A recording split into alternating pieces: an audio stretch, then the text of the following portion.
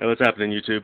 Just thought I'd do a little update on a new terrestrial build I did. This is for my Theraphosa blondi, one of them. Real quick, this piece right here, this long piece that you see in the back, only thing that is it's like a 1/2 inch by 16 inch by 5 inch deep board that I hot glued to this surface right here, so it's all stable. And I also hot glued a 1/2 a log to it.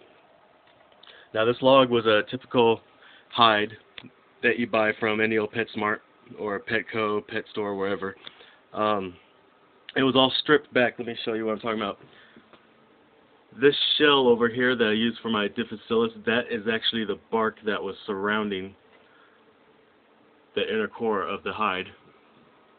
I had to take that off because she's humongous and wouldn't fit in one of the larger hides that they sell. Kind of like that one. But I stripped that off, went outside. I think it's a birch tree in my backyard. I just took off a bunch of little pieces to it, glued it in little sporadic patterns all over it, and then added moss in between all the breaks, you know, so crickets, superworms, whatever can't hide in there. Anyway, I also glued some of the same bark to the front of here and added some moss. Now this part right here is glued to the board is glued to the back glass and the side glass. This part isn't glued at all, it's just anchored in there really well. The reason for that is being that if I ever need to do a tank extraction or anything, I can reach in there and grab her. And, well, not with my hands, but let me grab this. Let me see if I can show her to you real quick.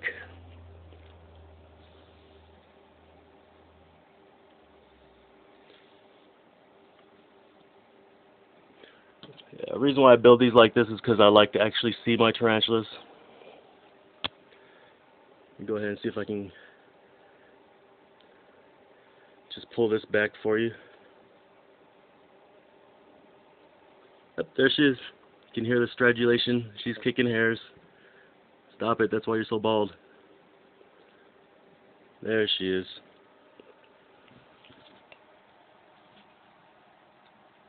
She's awesome. Can't wait till she gets huge. She's only about 6 inches now, leg span. And she's in serious pre-molt right now. As you can see, she's kicked pretty much all of her hairs off. So, but that little part on her abdomen is starting to get dark.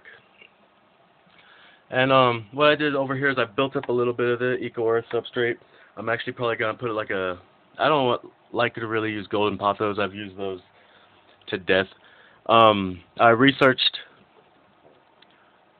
native plants to South America, especially Venezuela, where these guys are from, and there's an actual creeping ivy that looks pretty cool. So I'm gonna get one of those, put it in here, and hopefully it'll add a little bit of color to this terrarium.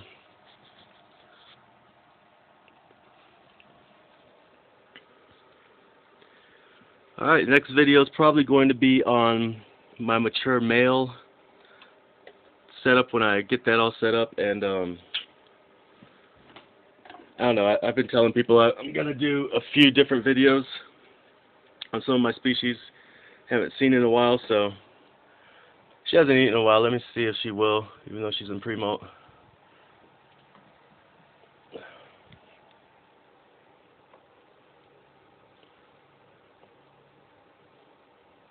Well, it's nice and warm in there. And just in case people want to know, you want to keep these guys at about 80 to 85% humidity and about 80 to 85 degrees. I know it's really hard, but I'll show you one little secret I do. One little trick I do. For the lid, you can use your typical screen tops. Like these, they're a little bit hard because they don't really fasten completely down. I have this one, it's plastic. It sits directly on this lip, like really tight fitting. And it has a door right there. What I do is that part, or actually these two vents right here, I take some of the same aquarium background and I either glue it or just packaging tape up the back of it on the underside so you get the humidity that you need. It stays in there, plus you actually get the circulation. So that's one way to do it. And you're not misting your tank every single day. Alright, Any questions, hit me up. Late.